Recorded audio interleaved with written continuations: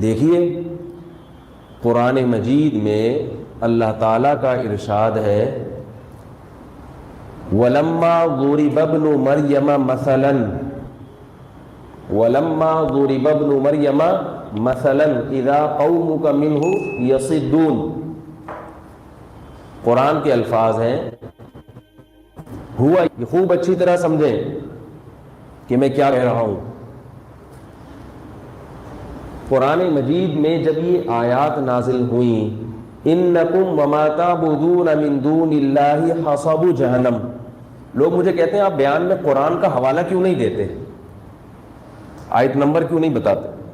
میں پوری آیت پڑھ کے سنا دیتا ہوں، تو اب آیت نمبر کی کیا ضرورت ہے آپ لوگوں کو.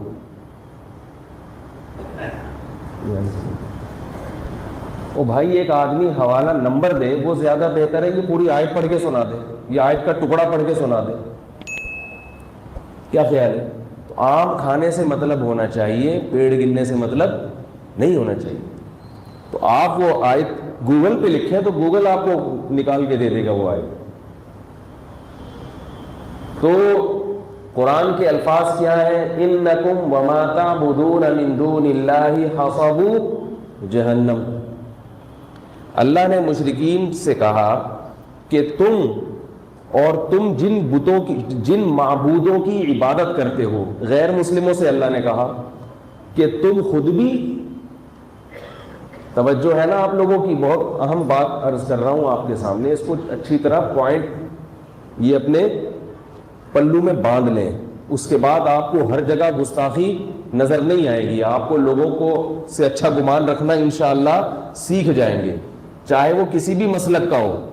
اس میں مسلک کی بات نہیں ہے، کوئی بھی ہو. جب یہ اصول آپ کے ذہن میں رہے گا جو قرآن سے ثابت ہے، اور ویسے بھی کامن سینس کی بات بھی ہے، لیکن بعض لوگوں میں سینس ہوتی نہیں ہے، تو ان کو کیسے سمجھائیں. تو پھر ان کو قرآن کی جب آیت دے دی جائے نا تو پھر یہ مضبوط دلیل بن جاتی ہے، بشرطے کہ وہ قرآن کو مانتا بھی ہو. یہاں تک سمجھ میں آ گئی؟ ٹی وی میں تو نہیں آ رہا میں بھائی؟ آج پنکھوں کا بہت شور ہو رہا ہے جی. اچھا چلیں خیر.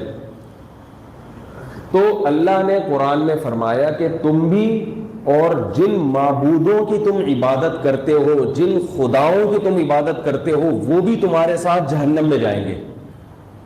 وہ جہنم کا ایندھن ہے. سمجھ گئے یہاں تک؟ یہ قرآن نے دعویٰ کیا. فوراً مشرکین نے اعتراض شروع کر دیا،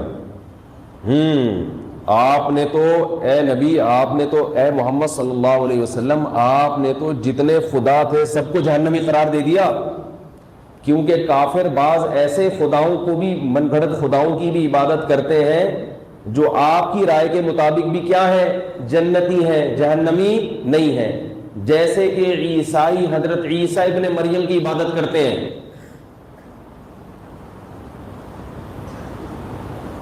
یہاں تک آ گئی سمجھ؟ عیسائی کس کی عبادت کرتے ہیں؟ ان کو بھی خدا کہتے ہیں نا، چاہے وہ صاف لفظوں میں نہ بھی کہیں تو عمل ایسا ہی ہے، جیسے گاڈ کا بیٹا کہتے ہیں، کبھی عین خدا کہہ دیتے ہیں، کبھی کہتے ہیں خدا تین ہے ایک ہے. بہرحال معبود مانتے ہیں، معبود مانتے ہیں. جبکہ قرآن کہہ رہا ہے تم بھی اور جن کی تم عبادت کرتے ہو وہ بھی کہاں جائیں گے؟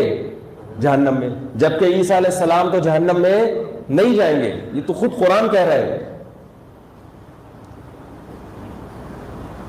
تو قرآن نے اچھا انہوں نے پروپیگنڈا کرنا شروع کر دیا. آیت پکڑ لی اور کیا کرنا شروع کر دیا؟ پروپیگنڈا. قرآن میں جو اس کا جواب نازل ہوا وَلَمَّا ضُرِبَ ابْنُ مَرْيَمَ مَثَلًا، اللہ فرماتے جب ابن مریم کو بطور مثال کے بیان کیا گیا، اِذَا قَوْمُكَ مِنْهُ يَصِدُّونَ، قوم کیا کرنے لگی؟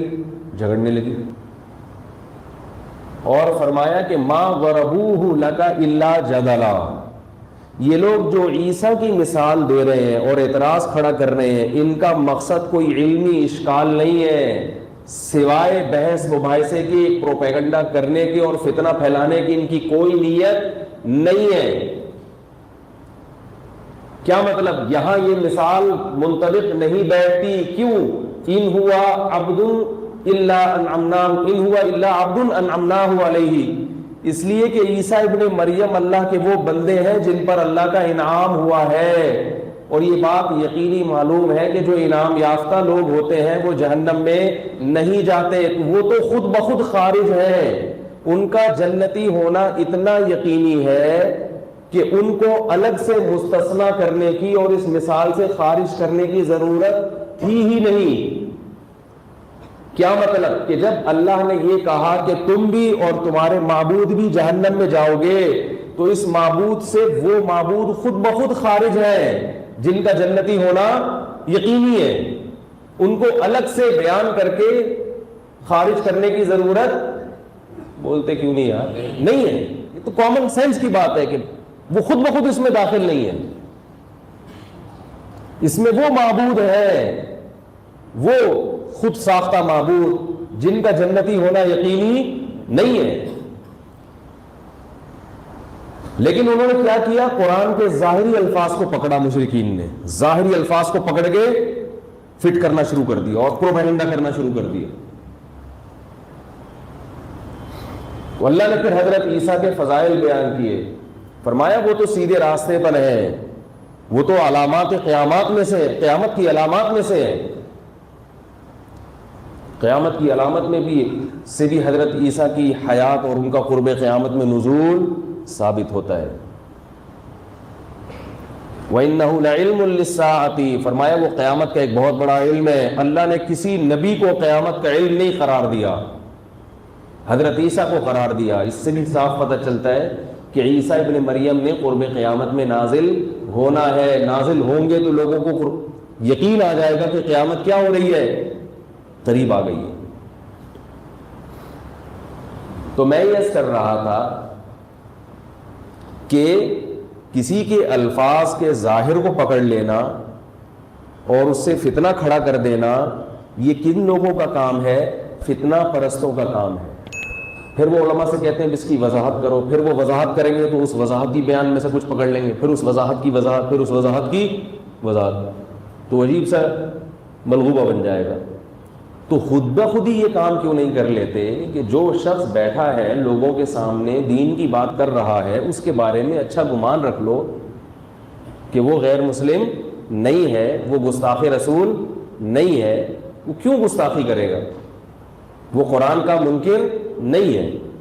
جب وہ کوئی بات کرے جس کے دو مطلب نکلتے ہوں تو خود بخود اس کو اچھے مطلب پر محمول کرنا ہماری، بولتے کیوں نہیں، ذمہ داری. بات آ گئی سمجھ میں؟ نہیں ہے میرا خیال. تو اب جو یہ یوٹیوب پہ آتا ہے نا کہ فلاں نے یہ بیان دیا، تو اس طرح یہ تحریروں میں بھی ہے. تحریروں میں بھی اگر کوئی ایسا پہلو نکل رہا ہے گستاخی کا، لیکن اس کا ایک اچھا پہلو بھی نکل رہا ہے، تو شریعت کیا کہتی ہے؟ اس کو گستاخی پر محمول کرنے کے بجائے صحیح معامل تلاش کیا جائے، اچھا معامل تلاش کیا جائے گا، اس کا اچھے یعنی لفظوں میں یاد کیا جائے گا اس کو. اس کی مثال ایسے ہے کہ دیکھو کوئی شخص یہ بیان کرے، میرے پاس تو زیادہ تر لوگ مولانا طارق جمیل صاحب کے کلپ بھیجتے ہیں. انہوں نے یوں کہا، کیونکہ مشہور وہ ہیں زیادہ، ان کی تقریریں زیادہ مشہور ہیں. انہوں نے بیان میں یہ کہا کہ اللہ نے جنازہ پڑھایا نبی صلی اللہ علیہ وسلم کا، تو یہ تو گستاخی ہو گئی. میں نے کہا اس میں گستاخی کیا ہو گئی بھائی؟ ہاں یہ الگ بات ہے کہ یہ حدیث سند کے لحاظ سے بہت کمزور ہے، اتنی کمزور روایت ہے. یہ تاریخی واقعہ ہے، کوئی روایت بھی ایسی نہیں ہے. تو میں اس واقعے کو درست نہیں مانتا. یہ جو اللہ کا نے جنازہ پڑھایا، اس میں اختلاف رائے ہو سکتا ہے. ایک عالم کی یہ رائے ہو سکتی ہے کہ کوئی بھی تاریخی روایت ہے تو اس سے کوئی فقہی مسئلہ اگر ثابت نہیں ہو رہا تو اس کو بیان کرنے میں کوئی حرج نہیں ہے، ان سے کوئی حلال و حرام کا مسئلہ ثابت نہیں ہوا. دوسرے مولوی صاحب کی یہ رائے ہو سکتی ہے کہ نہیں بھائی اس قسم کی چیزوں میں روایت ذرا ٹھیک ہے، بہت زیادہ صحیح روایت نہ ہو لیکن بہت کمزور بھی نہ ہو. تو یہ اختلاف رائے ہو سکتا ہے. لیکن اس میں گستاخی کا پہلو نکالنا یہ زیادتی ہے بھائی. گستاخی تو جب ہوتی جب کوئی کہتا معاذ اللہ نقل کفر، اللہ کا جنازہ معاذ اللہ پڑھا گیا، نقل کفر، کفر نباشت، معاذ اللہ. تو اس میں گستاخی کہاں سے نکل آئی؟ اس طرح کی چیزیں تو حدیث میں بھی ہیں. رسول اللہ صلی اللہ علیہ وسلم نے ارشاد فرمایا کہ جب کوئی بندہ کثرت سے نوافل پڑھتا ہے، نفلی عبادت کرتا ہے، صحیح حدیث ہے، تو اللہ تعالیٰ اس کے ہاتھ بن جاتے ہیں جس سے وہ پکڑتا ہے، اللہ اس کی آنکھیں بن جاتے ہیں جن سے وہ دیکھتا ہے، اللہ اس کے کان بن جاتے ہیں جن سے وہ بولتے کیوں نہیں سنتا ہے. اب اگر ہمارے زمانے میں کوئی مولوی صاحب ممبر پہ بیٹھ کے یہ مثال دے دیں کہ تم کثرت سے عبادت کرو گے تو اللہ تمہارے ہاتھ بن جائے گا، تم کثرت سے عبادت کرو گے تو اللہ تمہاری آنکھیں بن جائے گا، کم از کم 1,85,00,000 کلپ اس کے خلاف مارکیٹ میں آئیں گے کہ گستاخ یہ اللہ کو کبھی کہہ رہے ہاتھ بن جاتا ہے، کہ اللہ کو کبھی کہہ رہے آنکھیں بن جاتا ہے، اور آنکھیں بھی اس کی بن رہا ہے، اس سامنے والے کی، جس سامنے کوئی بھی ہو سکتا ہے. یہ دور چل رہا ہے، سمجھ رہے ہیں؟ یہ فتنے کا دور ہے، عمل زیرو مگر باتوں کو ایسا پکڑتے ہیں. تو یاد رکھو یہ لوگ دین کی خدمت نہیں کر رہے، لوگوں کو دین سے دور کر رہے ہیں. تبھی لبرل طبقہ دین سے اور دور ہو رہا ہے، علماء سے اور دور ہو رہا ہے کہ بھائی ان کا تو کچھ پتہ نہیں کب کون سی بات پکڑ لیں. اسی طرح یہ چپل پہ معاذ اللہ کبھی آ رہا ہے اللہ کا نام لکھا ہوا ہے، ایسی کبھی تصویر کبھی آ رہا ہے کہ وہ کیوں چپل پہ اللہ کا نام لکھے گا کوئی اللہ کے بندو؟ ذرا سی بھی کوئی دائیں بائیں لکیریں گھوم رہی ہوتی ہے نا یوں کر کے، اس کو بنا دیتے ہیں کہ چپل پہ کیا لکھا ہوا ہے، فلاں کمپنی نے چپل پہ اللہ کو، لہٰذا فلاں کمپنی کا بائیکاٹ کرو. کمپنیوں کا بائیکاٹ تو نہیں ہوگا، اس سے لوگ بالآخر آہستہ آہستہ علماء سے دور ہونا شروع ہو جائیں گے کہ یار ان مولویوں کو کوئی پتہ نہیں یہ کب کس چیز کو پکڑ لیں. ایسے لوگ اسلام دشمن بھی ہو سکتے ہیں. اسی طرح یہ بھی میسج بہت چلتے ہیں، فلاں امریکہ کے فلاں شہر میں ایک فلم بنائی گئی ہے جس میں فلانی بزرگ کا مذاق اڑایا گیا، جس میں نبی کا مذاق اڑایا گیا. لوگ بغیر تصدیق کے ایسی چیزوں کو واٹس ایپ پہ آگے بھیج دیتے ہیں.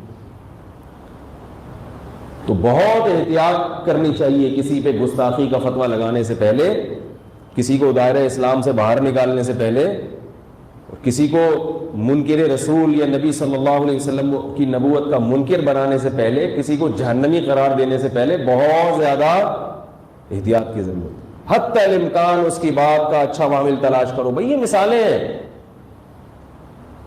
یہ جو نبی نے فرمایا کہ جب کوئی بندہ کثرت سے عبادت کرتا ہے تو اللہ اس کے ہاتھ بن جاتے ہیں جن سے وہ پکڑتا ہے، اللہ اس کی آنکھیں بن جاتی ہیں جن سے وہ دیکھتا ہے. اس کا صحیح مطلب بھی تو ہو سکتا ہے، اور صحیح مطلب ہے کیا مطلب؟ اس کا کوئی کام اللہ کی مرضی کے خلاف نہیں ہوتا. اب وہ اللہ سے پوچھ کے اپنے ہاتھ کو استعمال کرے گا، گویا اس نے اپنا ہاتھ اللہ کے ہاتھ میں دے دیا کہ اللہ میرا اختیار ختم اپنے ہاتھوں پہ، میرا اختیار ختم اپنی آنکھوں پہ.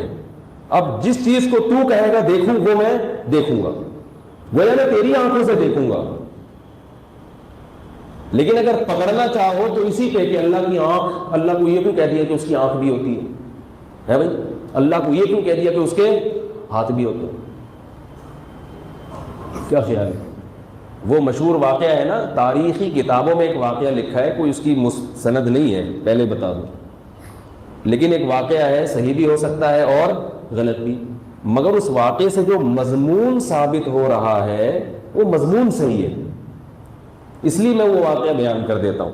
بھئی چلو اس سے سبق جو مل رہا ہے وہ سبق بہرحال صحیح مل رہا ہے، وہ قرآن و سنت سے ثابت ہے.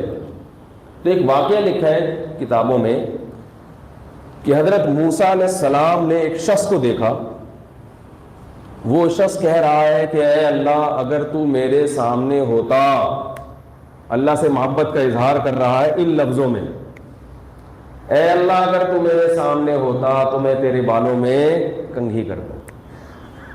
بیچارہ سیدھا سادہ تھا، شکر ہے ہمارے زمانے میں نہیں تھا، ورنہ فوراً تھا ہو جاتا ہوں.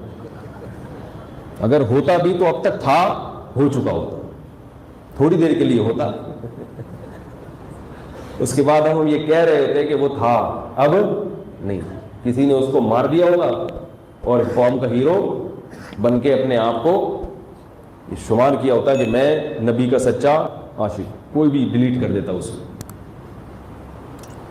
میں یہ نہیں کہہ رہا گستاخوں کے خلاف آپ کیس نہ کریں، لیکن گستاخی واضح لفظوں میں ہو، کسی کی بات کو بیٹھ کے بال کی کھال اتار کے اس کو ادھر ادھر لے جانا، اس کو گستاخی پر معمول کرنا، یہ قرآن کی مخالفت ہے۔ قرآن میں آتا ہے کہ یا ایھا الذین آمنوا اجتنبوا کثیرا من الظن، اے ایمان والو بدگمانی سے بچو، بدگمانی سے بچو، اچھا معامل تلاش کرو، اچھے رخ پر لے کر جاؤ اس کو۔ یہ یا رسول اللہ مدد پر ایک بات کرنی ہے، میرے کلپ اس کو بھی لوگوں نے کاٹ چھاٹ کے نا وہ غلط اس پہ لے کے گئے، یا رسول اللہ والی کلپ، وہ اس پہ ابھی بات کروں گا میں۔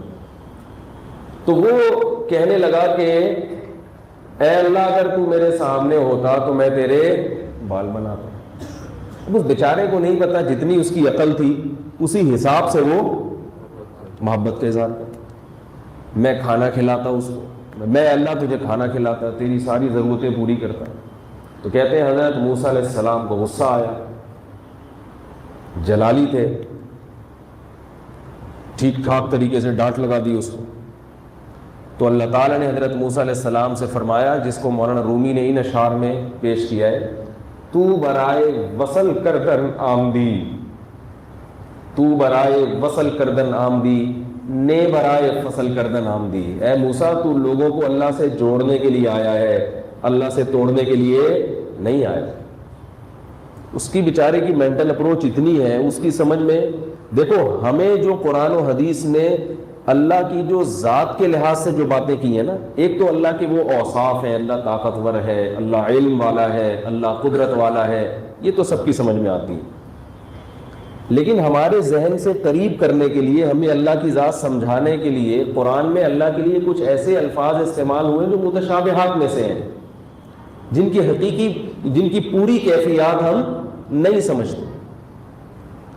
تو ہمیں یعنی ایک چیز ہماری فہم کے قریب کرنے کے لیے، جیسے حدیث میں آتا ہے قیامت کے دن اللہ روٹی پکائیں گے، اتنی بڑی روٹی ہوگی رحمان کے ہاتھوں سے پکے گی۔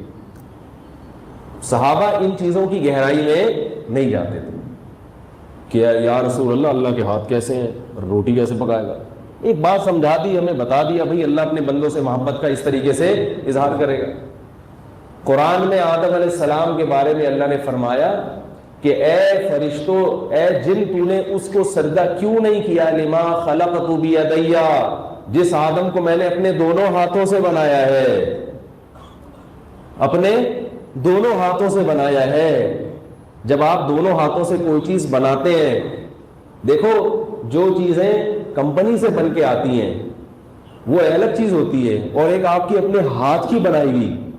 آپ اگر کوئی کارپیٹ بنائیں، اپنے ہاتھ سے سلائی کڑھائی کریں، کوئی سویٹر بنائیں اپنے ہاتھ سے، خواتین ہوتی ہیں نا سویٹر بناتی ہیں اپنے ہاتھ سے، بیٹے کو دے دیا، بیٹا یہ میرا ہاتھ کا بنا ہوا ہے، یہ میرے ابا کی جو فیکٹری تھی نا، جو کمپنی، اس میں نہیں بنایا میں نے، یہ ٹیلر سے نہیں بنوایا ہے۔ تو وہ ہاتھ کی بنی ہوئی چیز ٹیڑھی ویڑھی کیوں نہیں ہو، اس کی انسان قدر کرتا ہے کہ فلاں نے یہ اپنے ہاتھوں سے بنایا ہے۔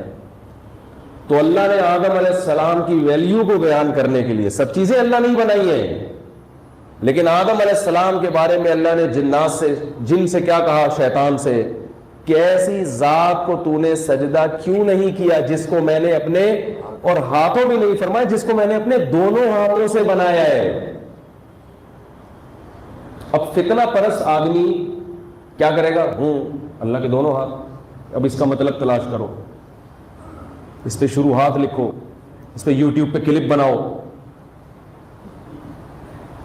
اور عقل مند کیا کہے گا، بھائی اللہ ہی مراد جانتا ہے، جو مقصد ہے وہ تو سمجھ میں آ رہا ہے نا۔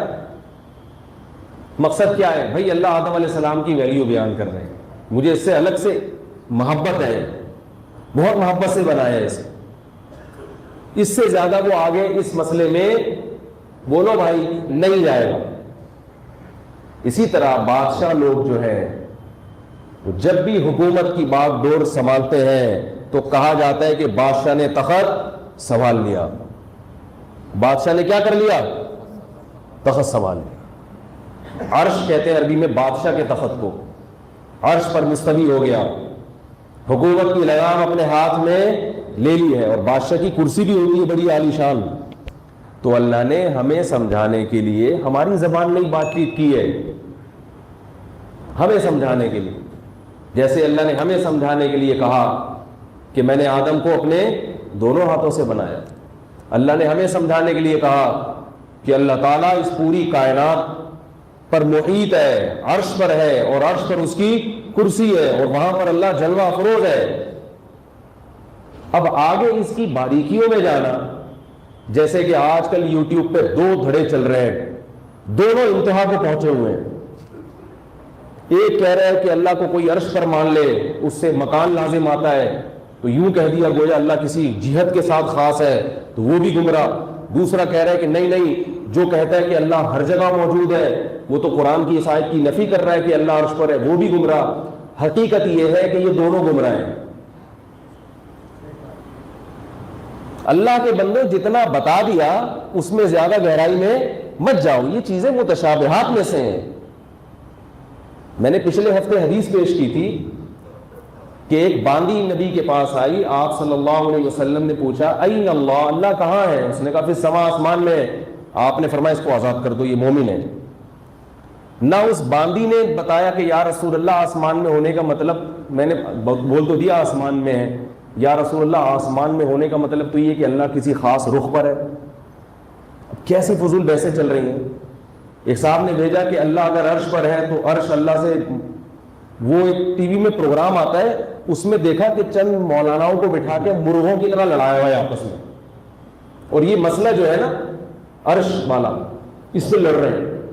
ایک کہہ رہا ہے کہ اللہ اگر عرش پر ہے تو پھر عرش تو اللہ سے معاذ اللہ یعنی اللہ سے چھوٹا ہے. کیا خیال ہے؟ تو اللہ کی ذات تو عرش سے بڑی ہے، تو اللہ کیسے عرش پہ آ گیا؟ دوسرا جواب میں کہہ رہا ہے کہ نہیں، کہ وہ جو ہے ہر جگہ کیسے آ گیا. کس قدر خطرناک بحثیں ہیں جو اللہ کی ذات کے بارے میں میڈیا پہ لائی جا رہی ہیں، اور وہاں مولانا لوگ آپس میں کیا کر رہے ہیں؟ لڑ رہے. تو آپ صلی اللہ علیہ وسلم نے باندی سے پوچھا اللہ کہاں ہے؟ اس نے کہا آسمان. نہ آپ نے اس کو ڈیٹیل بتائی کہ آسمان میں ہونے سے جہت لازم آ رہی ہے کہ نہیں آ رہی ہے، مکان لازم آ رہا ہے، عرش چھوٹا ہے اللہ بڑے ہیں تو کیسے آ گئے اس عرش پر، پھر کرسی گول کرسی ہے یا کیا ہے. نہ آپ نے تفصیل بتائی، نہ باندی نے تفصیل بتائی. بس مبہم، اس سے زیادہ ہمیں اس کی گہرائی میں جانے کی ضرورت، بولو بھائی، نہیں ہے.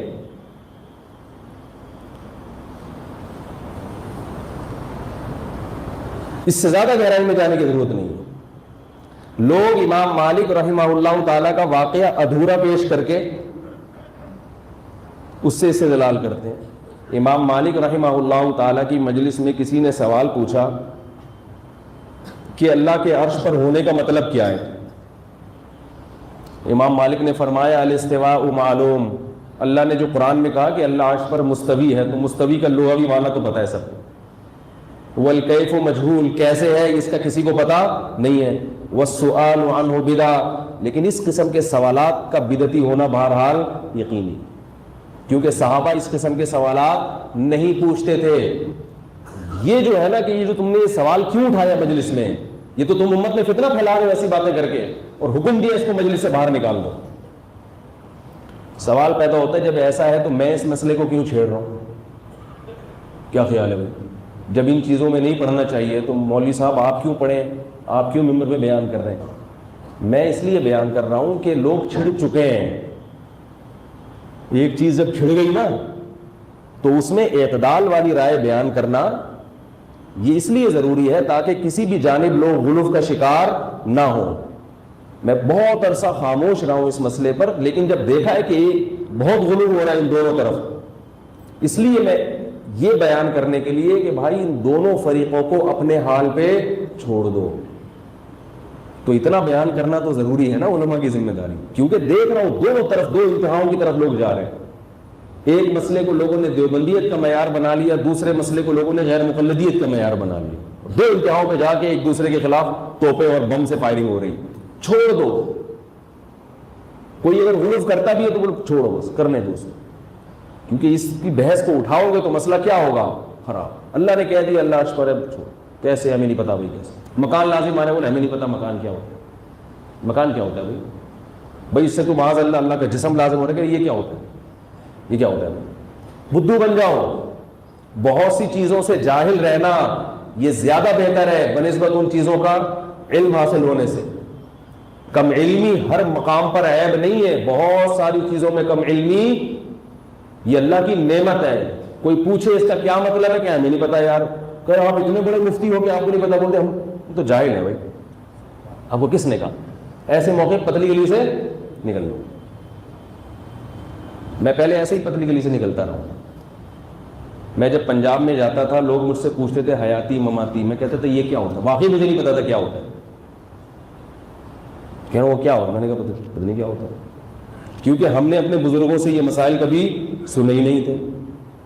اتنا زیادہ پنجاب میں فتنہ ہے، انتہاؤں تک پہنچے ہوئے ہیں، دو دو حصوں میں مسجدوں میں نمازی بٹ چکے ہیں۔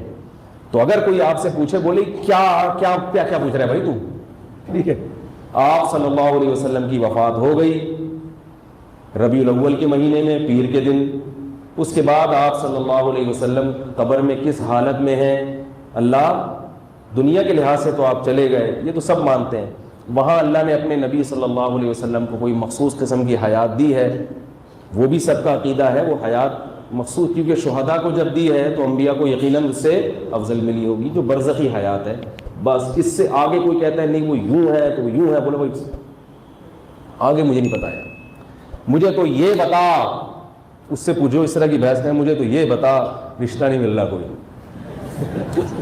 کوارا یہ پوچھتے کہ یار رشتہ نہیں مل رہا، کوئی اچھا سا رشتہ بتا دے یار، چھوڑ یار اس کو، رشتہ نہیں مل رہا، کیا بتا دے اچھا سا، بے روزگار ہے ان کا یار کہیں سے جاب دلا دے، کیا خیال ہے؟ تو ہر چیز میں نہ الجھو ورنہ گمراہی کی طرف نکل جاؤ، اور اگر کوئی عالم کر رہا ہے اس کو بھی چھوڑ دو اپنے حال میں، بھئی حضرت جی ہوں گے دامت برکاتہم بہت پہنچے ہوئے ہیں، ان کا یہی خیال ہوگا، وہ حضرت جی جب آپ کو بتائیں نا یہ مسئلہ تو بولے حضرت جی ٹھیک ہے آپ بہت اچھے ہیں لیکن مجھے کوئی اچھا سا رشتہ بتا دیں، شادی نہیں ہو رہی، جاب نہیں مل رہی، کوئی وظیفہ بتا دیں، دعا کر دیں، یہ پوچھا کرو۔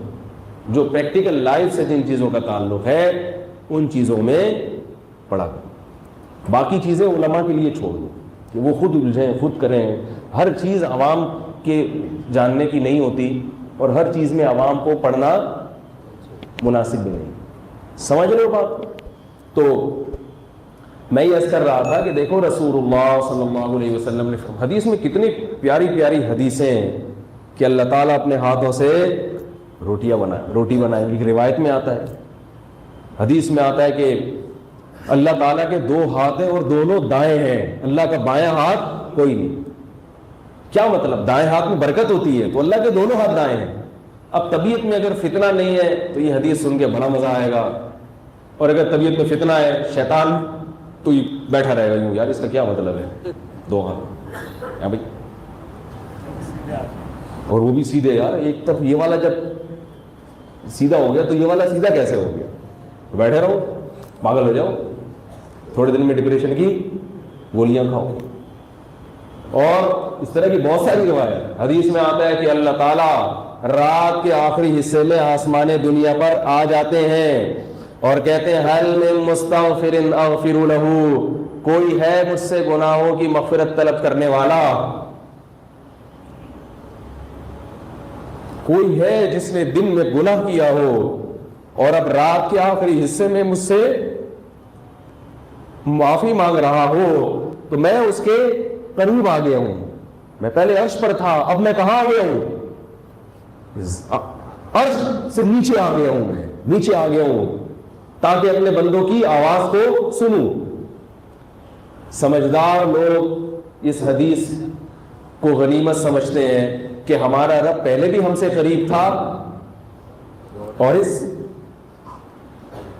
اس وقت میں اور زیادہ قریب ہو گیا، تو عقل مند لوگ اس وقت کو غنیمت جان کے رب کے سامنے کھڑے ہو جاتے ہیں۔ اور احمق اور بیوقوف یوٹیوب پہ سرچ کرتا ہے کہ اس حدیث کا بولو بھائی مطلب کیا ہے، غیر مقلد اہل حدیث کیا کہتے ہیں اس حدیث کی تشریح میں، اور دیوبندی کیا کہتے ہیں اور بریلیوں کا کیا کانسیپٹ ہے، اور پھر الجھتا رہتا ہے۔ نہیں یاری میرا حل. اب لوگ اس پہ ہیں بھئی اللہ جب آسمان دنیا پر آتے ہیں تو عرش پر کیا ہوتا ہے؟ جب اللہ ہر جگہ موجود ہیں تو پھر وہاں کیوں آتے ہیں؟ تو اس کا یہ جواب ہے پھر اللہ عرش پر ہے. تو پاگلوں وہ اس کو تہجد کی توفیق بولو بھائی نہیں ملی. بھائی چھوڑو, اللہ کی ذات کی گہرائی ہے. ہمیں تو جو بتایا جو بھی ہوتا ہے وہ اللہ ہی بہتر جانتا ہے. ہمیں تو یہ بتایا کہ ہمارا رب ہم سے رات کے آخری حصے میں قریب ہو جاتا ہے. پھر الٹے الٹے اعتراضات, کبھی رات کا آخری حصہ تو دنیا میں ہر جگہ چل رہا ہوتا ہے, تو اللہ امریکہ میں بھی رات کے آخری حصے میں آئے ہوئے ہوتے ہیں, تو پھر جاپان میں تو نہیں ہوتے. تو یہ ان لوگوں کا کام ہے جو فارغ لوگ ہیں اور جن عملی زندگی سے بولو بھائی دور ہے. ہمیں بتا دیا گیا اللہ کی ذات ہے, اس کی گہرائیوں کو ہم نہیں جانتے. ہاں کوئی غفار بھائی کے بارے میں کہتا کہ وہ رات کے آخری حصے میں امریکہ میں بھی ہوں گے اور جاپان میں بھی ہوں گے, تو یقیناً آپ یوٹیوب پہ سرچ کرتے غفار بھائی کا کہ بھئی یہ انسان ہے یا جن ہے, کیا ہے یہ. وسیم بھائی جو ہیں, کوئی آپ سے کہے کہ میں نے وسیم بھائی کو اتنے بج کے اتنے منٹ پر امریکہ میں بھی دیکھا ہے اور اتنے بج کے اتنے منٹ پر میں نے ان کو جاپان میں بھی دیکھا ہے, تو آپ وسیم بھائی کا بھی لیبارٹری ٹیسٹ کروائیں اور جس نے دیکھا ہے اس کا بھی لیبارٹری ٹیسٹ کروائیں. کیا خیال ہے کہ یہ دونوں جنات ہیں یا انسان ہیں؟ تو انسانوں کے بارے میں تو ہم اشکالات کریں گے, اللہ کی ذات عقل سے بالا ہے. تو اس لیے میں آپ سے یہ عرض کر رہا ہوں کہ ان چیزوں کی گہرائی میں بولو بھائی مت جاؤ. جیسے بتا دیا بس ظاہر پر ایمان لاؤ, کیفیات اللہ پہ چھوڑو. تو اب دیکھنا فتوے آئیں گے, ابھی دیکھنا واٹس ایپ پہ میرے خلاف فتوے آئیں گے, وہ فلاں ادارے سے فتویٰ لکھا جو یہ نہیں مانتا وہ اہل سنت سے خارج ہے. تو وہ فتویٰ آپ مجھے بھیجنے کی چندہ ضرورت نہیں ہے, مجھے پتہ ہے فتوے بھی آ رہے ہیں مارکیٹ میں, اور جو فتویٰ دے رہے ہیں میں ان کو بھی غلط نہیں کہتا. یہ سیاسی بیان نہیں ہے میرا, میں کہتا ہوں ان کی سمجھ میں یہ آ رہا ہوگا تو بھائی یہ کر لیں. کیا خیال ہے؟ ہر آدمی کو کی مینٹل اپروچ بھی ایک جیسی نہیں ہوتی, ہر آدمی کی معلومات بھی ایک جیسی نہیں ہوتی. اور یاد رکھو کہ جب بھی کسی بیان پر کوئی اعتراض کیا کرے نا, تو اعتراض والا اسٹائل نہیں ہونا چاہیے, اشکال والا اسٹائل ہونا چاہیے. سامنے والے کو بالکل مکھنچو نہ سمجھیں.